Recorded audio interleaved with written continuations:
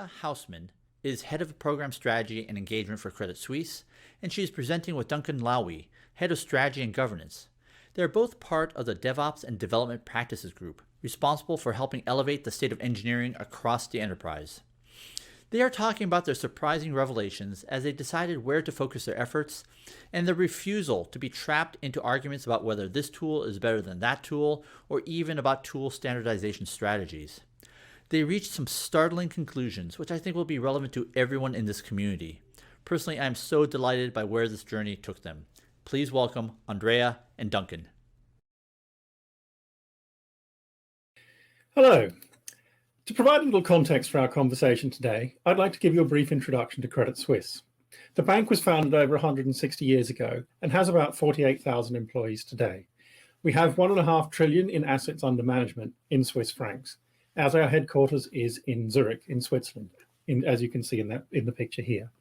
We serve our customers, however, around the world through 3 regionally focused divisions: the Swiss Universal Bank, International Wealth Management, and the Asia Pacific division, along with specialized investment banking capabilities from global market and investment banking and capital markets.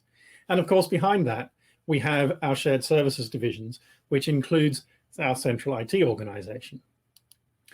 Andrea Hausmann and I are both, Duncan Lawie, are both part of that central group, with Andrea covering program strategy and engagement within the DevOps and Development Practices Group, which is part of the IT strategy and architecture organization, whilst I work in the same area, covering a broader space of strategy and governance.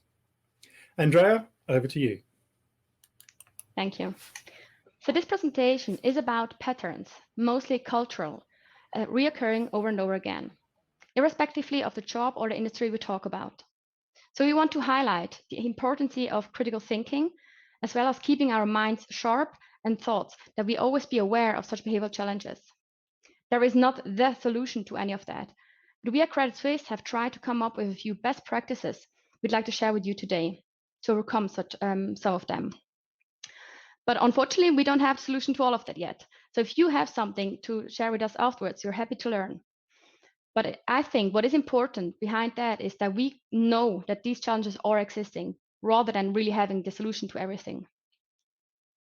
So storyline today of this presentation is amongst my rather short career so far. And there's actually 2 things both Duncan and I have worked in the past. We both enjoyed very much. So one of this is DevOps, obviously, and the other thing is working at the bar. So very at the beginning of my professional career, I was working in Zermatt, which is a beautiful mountain village in Switzerland. You can actually see the Matterhorn depicted on the picture. And we were at that time re-establishing the bar from scratch.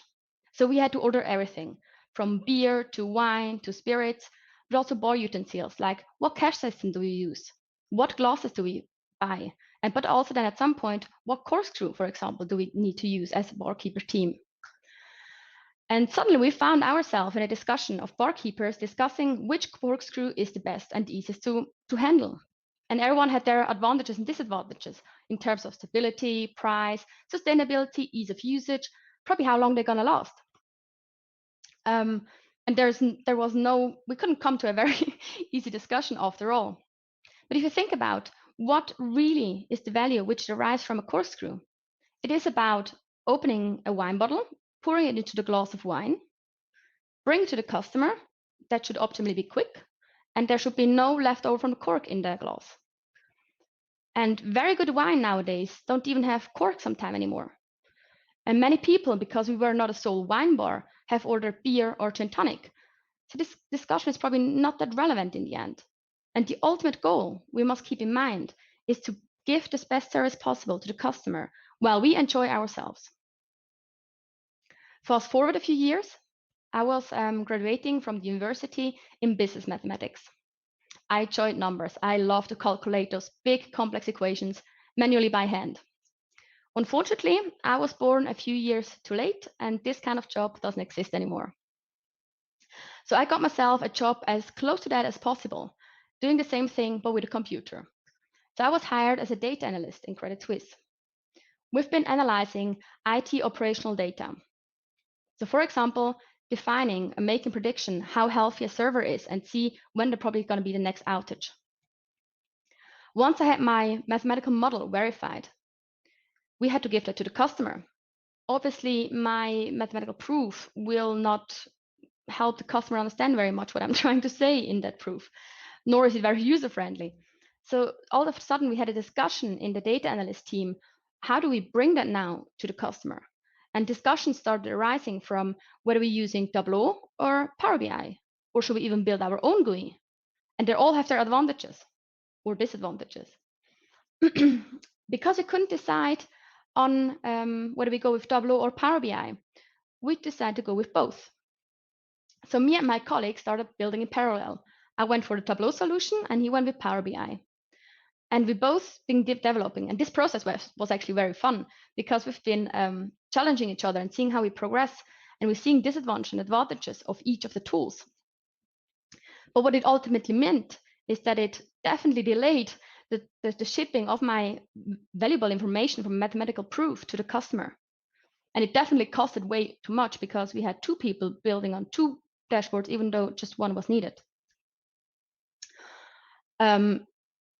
And don't get me wrong, it is important to think beforehand about what functionality does actually my dashboard need, and probably also think from a user perspective, not just from me as a developer perspective. But it is rather about what functionality does the dashboard need to have than which tool do we ultimately use. So in the end, again, the end goal is to provide the best service possible to the customer, that in this case, he can make informed decisions, and we should enjoy while doing that. And we shouldn't delay the shippage of the dashboard. So this has been now 2